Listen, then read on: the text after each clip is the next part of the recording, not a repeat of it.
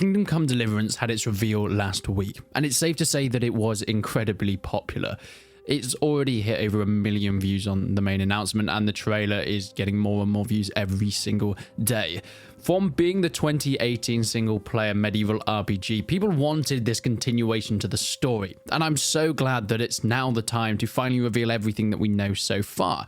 And since that reveal, well, Kingdom Come 2 have been doing plenty, and I mean plenty, of interviews and talking about everything that's going to be coming and the changes from the first game. You're going to want to stick around for this because it gets pretty exciting. The first thing is that this is going to be twice as big as the first Kingdom Come Deliverance. You know that map that took you a long time to walk about, to the fact that you needed a horse or even to fast travel most points because it would take forever to get around. There was so much detail in every single aspect of it, from the forest to the fields to the villages and of course the castles/cities. Well, that game was actually more set kind of in the countryside. There were quarrels between bandits, small skirmishes, and that was actually a criticism that was with the first Kingdom Come Deliverance. The fact that people wanted these huge medieval battles, and even within the story, it wasn't particularly focused on that.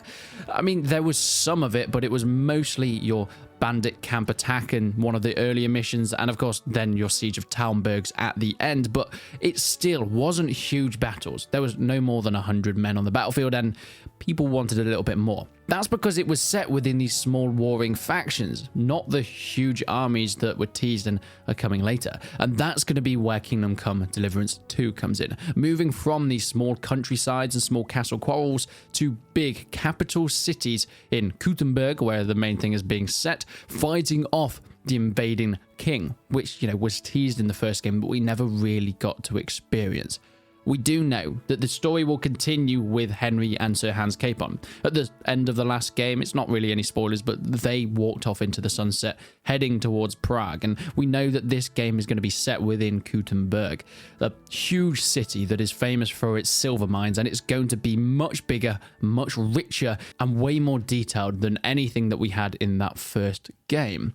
With over 5 hours of cutscenes as opposed to about 3 hours in the first game, I think it was, the story itself is going to be much bigger and much more epic. Hans was more of a side character in the first one, but I think my prediction is Kingdom Come 2 is going to be more of a double act between Henry and Sir Hans Capon, as they have now become friends and they are going on this quest together to, well, warn people of the invading king. It's less about the nobles and bandits now. Now it's about huge armies and the kings that come with it, or the diplomacy or the fighting, whether it's allies or enemies. So how does it work? Because we played a full game as Henry, the blacksmith's son whose parents were killed within the first 5 minutes. He was a nobody. He didn't have any skills. He couldn't read, he couldn't fight, he couldn't run without being asthmatic as hell. So how does this follow on to the second game? Because we spent the whole of the first game building up our skills, working on our fighting, working on our archery, so on and so forth. Well, they have said that it is going to be available to new players to jump in, but I think Henry is going to start with a certain amount of skill points that you can put into him, so you can sort of continue your character from the last game with your own sort of customization, or you can start completely afresh. He is probably going to have certain skills that he didn't have at the start of the first game that you're going to then be able to assign to different aspects of him. We know that crossbows and early firearms are going to be in the game. Firearms, by the way, are going to be incredibly rare, probably very inaccurate, but when they hit, my god, do they hit. There's a few extra cool details that they mentioned, talking about NPCs. And the first game, they would interact with you somewhat. For example, if you didn't clean your armor, they would definitely comment on it. You also were less effective at your charisma talking, trying to persuade people and getting out of sticky situations just with charisma. If you weren't dressed up well, if you didn't look rich, and if you didn't keep your arms and armor clean. Now, that was all factors of the first game. Once again, that's going to be coming back within Kingdom Come 2, but there are going to be some different things there as well. Now, well, you can actually reply.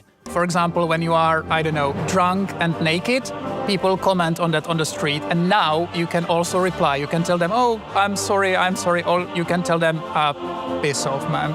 If you do a lot of criminal stuff around the village, people will start to be suspicious, they will greet you differently. So try to make these little things collapse into like greater mosaic where your actions are really reflected.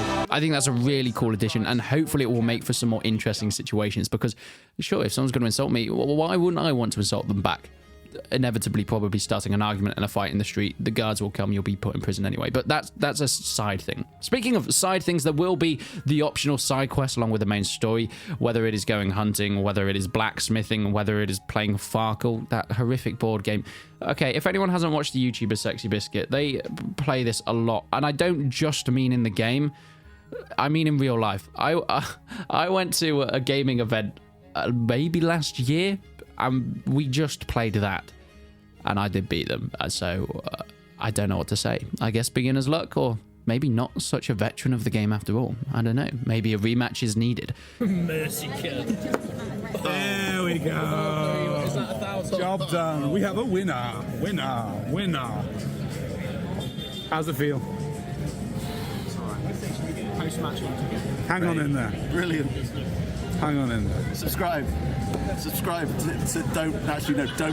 I feel Unfollow. the void in my heart is now 2% full. Unring that notification bell. Melt it down. Ring my doorbell and murder me in my sleep. In terms of the map, though, we are going so much bigger. There are going to be 2 maps. Yes, you heard me. Not 1, but 2 maps in Kingdom Come Deliverance 2. Making it the biggest game that, well, Warhorse has ever created, and one of the biggest medieval RPGs that I have ever seen. These 2 maps are going to be the Silver Mines town or city of Kuthenberg, which I've already mentioned, which is going to be that main city where a lot of the story is set. But there's still going to be the countryside as well, much like in Kingdom Come 1, where you can roam around. There's little villages, there's forests, there's bandit camps you can attack, there's little huts where you can approach people. Maybe they're alchemists, maybe they're farmers, so on and so forth. And you can do your side quests throughout that as well. I'm expecting the reason they are doing it just because of the sheer size. They're having to split it up.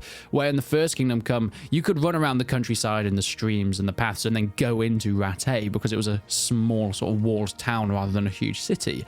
But in this game, because the city's going to be so huge in itself, it's going to need an entirely different map. So once you walk through the gates, I'm assuming it's going to load up this new map, hopefully seamlessly, but I guess we'll have to find out on that aspect. But recently, IGN actually did an interview with the guys over at Warhorse, and they confirmed this. Yes, we have 2 maps now, each approximately the size of the first game, so it is, by definition, double Kingdom Come 1. There will, of course, be more quests, cutscenes, random encounters, and the like. But let's talk a little bit about Kuthenberg. What opportunities will the players be able to find there that they couldn't in the original game? It's a huge metropolitan city that at the time competed with Prague, probably even outshined it in many aspects. In Kingdom Come 2, we don't spawn NPCs. Everybody has their own home, job, fun activities, and so on. This is something we saw in the first game as well. People wouldn't just be standing around waiting for you to interact with them. They'd go about their day. Shops would be closed at nighttime. People would be sleeping. People would work during certain hours, and then they'd go off to the tavern in the evening. So sometimes you'd want to interact with an NPC. You'd go to their shop. Maybe it was too late. Maybe it was closed. Okay, well, they'll probably be in the tavern then. Maybe they're actually asleep, and then you have to wait till morning to actually continue that part of the quest. The world doesn't wait for you. It's trying to simulate this real life, and you're just somebody that's going out some quests through the motions.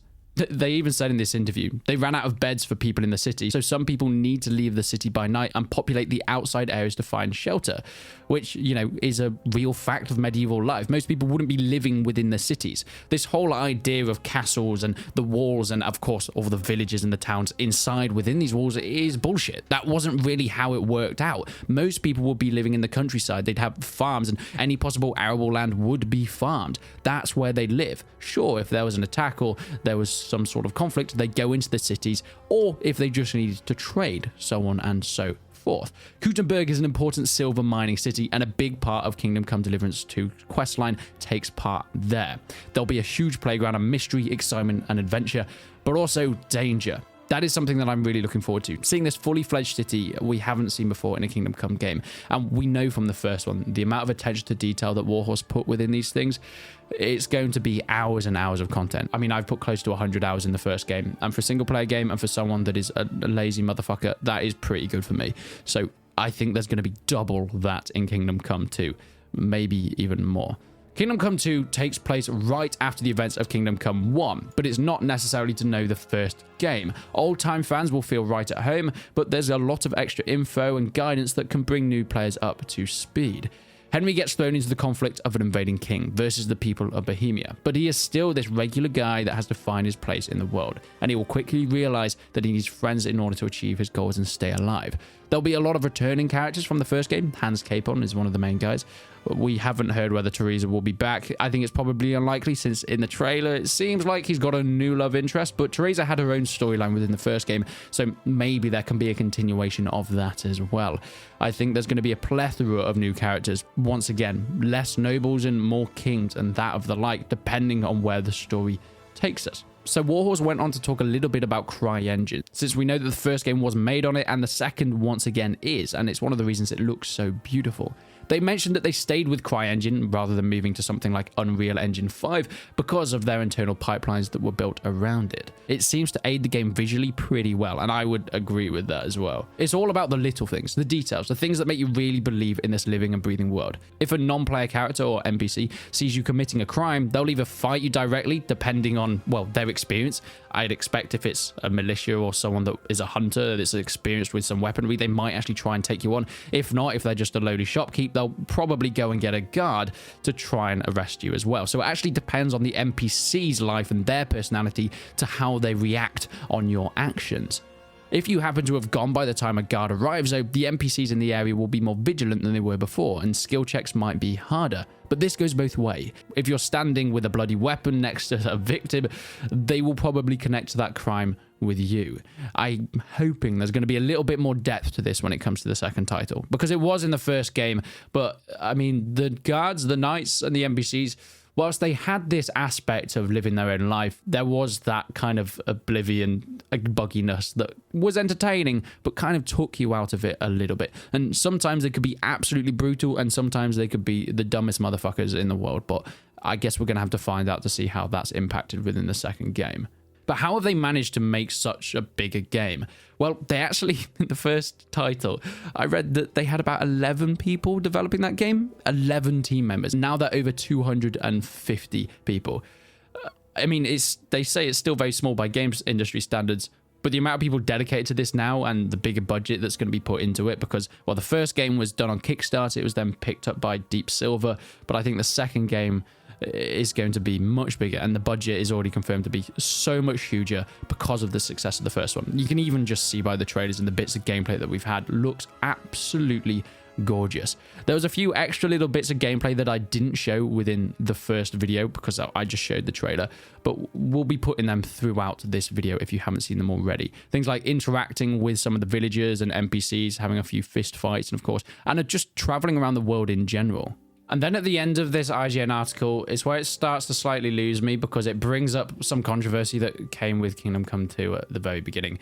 It was about the fact that there weren't many people of color, or any at all, in Kingdom Come Deliverance 1. And of course, Warhorse Studios' reaction was, well, if we're going to make a historically accurate game based on, well, 15th century Czech Republic, then it just wasn't as common. I mean, of course, you had things like traders and merchants that would be around at that time, but it was a majoritively white area, and that's what they did within the game.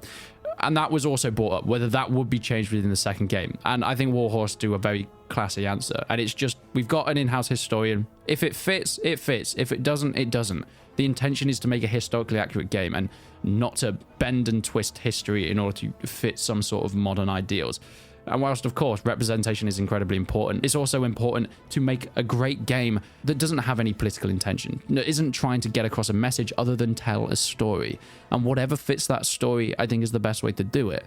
Henry is embarking on a journey from the countryside and local quarters to a relatively cosmopolitan city that's besieged and occupied by an invading king.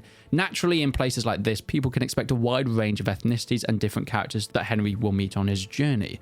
Of course, there will be more people within this game. There'll be a bigger city, which will be a bigger melting pot of different cultures. So there will be a bit more of that within this title. But I think it's just a little bit infuriating, because it brings up that old argument when the first game came out, journalists trying to pick on Warhorse Studios for having some sort of agenda because they didn't put this wide range of ethnicities within the first game, when actually they were telling a very small scale story, and that's all it was.